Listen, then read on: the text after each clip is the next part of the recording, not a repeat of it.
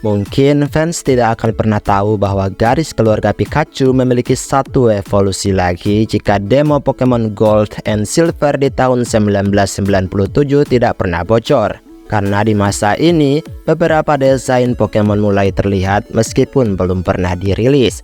Kebocoran ini menunjukkan beberapa Pokemon yang akan dirilis di generasi pertama, dan beberapa ditunda untuk dimasukkan di generasi kedua. Sayangnya, mereka tidak pernah berhasil masuk dan dibuang, hilang, dan terlupakan. Tentu saja, penggemar berat Pokemon akan mencari tahu mereka dan mengungkapkan bentuk Pokemon batal rilis tersebut. Hingga inilah beberapa yang terbaik yang sangat disayangkan tidak dirilis di Pokemon. Ini sesuai permintaan salah satu di antara kalian. Kalau begitu, mari langsung saja kita masuk ke daftarnya. Let's go! Keluarga Kotora. Perusahaan Pokemon hampir memperkenalkan keluarga Kotora tipe listrik dalam demo Gold and Silver di tahun 1997. Ini direncanakan untuk debut dengan Pokemon generasi pertama, tetapi tidak lolos dan ditunda untuk rilis di generasi selanjutnya. Pelatih hanya bisa berharap jika pengembang memberi kesempatan monster lucu ini untuk muncul menemani Pokemon listrik lainnya. Meskipun garis evolusi Kotora akhirnya terpotong satu kali untuk ditunda, mereka kembali muncul di generasi kedua dan ya, tentu saja ini menyedihkan bahwa kenyataan mereka tidak pernah berhasil masuk. Padahal menurutku ini tuh udah keren banget nggak sih? Yang kayak simple, imut, dan bagus saja gitu kelihatannya. Rin dan Berurun. Demo The Gold and Silver di tahun 1997 mungkin telah mendebutkan Rin dan juga Berurun. Sayangnya, meskipun memiliki salah satu desain yang menggemaskan, mereka tidak pernah terungkap. Mereka pastinya akan memberikan harapan yang tinggi kepada para pemain karena tipe Dark yang diperkenalkan pada generasi kedua dari seri video game Pokemon. Menurut bocoran ya, Rin dan Berurun ini adalah Pokemon dengan tipe Dark, dan tipe ini akan menghancurkan kehidupan Psychic dan Ghost dengan desain yang unik. Desain Rin dan juga Berurun didasarkan pada lonceng dan kucing.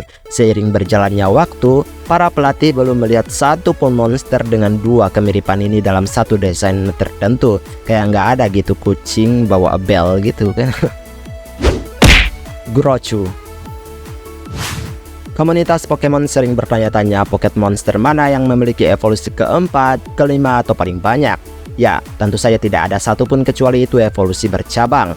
Namun, bentuk akhir maskot anime Pikachu, Gorochu, hampir mengubah mekanisme evolusi secara keseluruhan, tetapi tidak keluar dengan cemerlang. Jika Gorochu diperkenalkan, sepertinya ini akan membuat keluarga Pikachu jauh lebih terkenal kuat. Dan kayaknya mereka bakalan punya 4 sekeluarga dalam satu garis gitu, mantap banget nggak sih?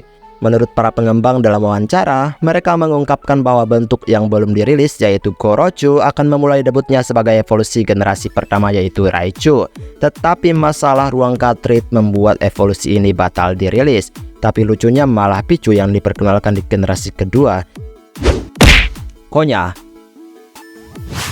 Demo Gold dan Silver tahun 1997 bisa saja membentuk dunia Pokemon secara berbeda, baik ataupun buruk. Saat ini Meowth mengalami evolusi 2 tahap. Jika Konya diperkenalkan, pelatih harus melatih, menaikkan level, dan mengembangkan Konya untuk mendapatkan Persian. Mendapatkan Meowth terus Persian gitu. Selain itu, Meowth juga memiliki bentuk Galarian dan Alolan, yang masing-masing berevolusi menjadi Paraseccar dan Alolan Persian. Bayangkan saja berapa banyak kemungkinan bentuk yang dimiliki pemain dalam koleksi mereka untuk keluarga Meowth ini. Tapi tentu saja Pokemon imut ini juga nggak pernah muncul hingga saat ini. Keluarga Kurusu. Totodile, Croconaw, dan juga Feraligatr akan tersedia atau tidak saat ini jika garis keluarga Kurusu diperkenalkan di Pokemon Gold and Silver. Pengembang mungkin sudah mempertimbangkan untuk memasukkan Kurusu sebagai Pokemon pemula tipe air alias starter tipe air generasi kedua gitu. Namun digantikan oleh Totodile. Kurusu akan berevolusi menjadi Aqua dan Aqua menjadi Aquaria. Meskipun dibatalkan, ide desain mereka masih melekat pada penggemar. Keluarga Kurusu terlihat sangat mirip dengan Lapras. Namun sayangnya Pokemon transport si Lapras malah tidak memiliki garis evolusi. Padahal cocok ya kan? Kaktus. Franchise Pokemon mengambil ide dari hampir semua hal yang diketahui manusia. mulai dari hewan hingga serangga dan tumbuhan, serta makhluk hidup hingga benda mati dan banyak lagi. Kaktus diciptakan selama pengembangan generasi pertama. Desain tubuhnya berfokus pada 4 kaktus berbentuk spons melingkar berwarna hijau dengan paku hitam tipis dan juga 2 tulang kaki dengan cakar yang tajam. Meski akhirnya dipotong, sepertinya desainnya telah dimodel ulang untuk Cacturn generasi ketiga atau keluarga kaktus-kaktusan gitu. Padahal ini unik nggak sih? Unik banget malah menurutku. Madame. Kita masih belum tahu apakah Madame akan debut dalam seri video game Pokemon mendatang. Namun desainnya akan selamanya dihargai dan dikenang meskipun pengembangnya tidak memperkenalkannya. Pokemon dengan kombinasi tipe normal dan juga flying ini memberi tempat bagi Sirpatch untuk bersama kita saat ini. Tentu saja bersamaku juga. Jika diperkenalkan, maka ini akan menjadi evolusi kedua Farfetch. Mendapatkan Sirpatch adalah salah satu evolusi tersulit sepanjang masa karena persyaratan yang terus berkembang. Tidak ada yang tahu apakah pemain harus melalui proses yang sama untuk mendapatkan Madame.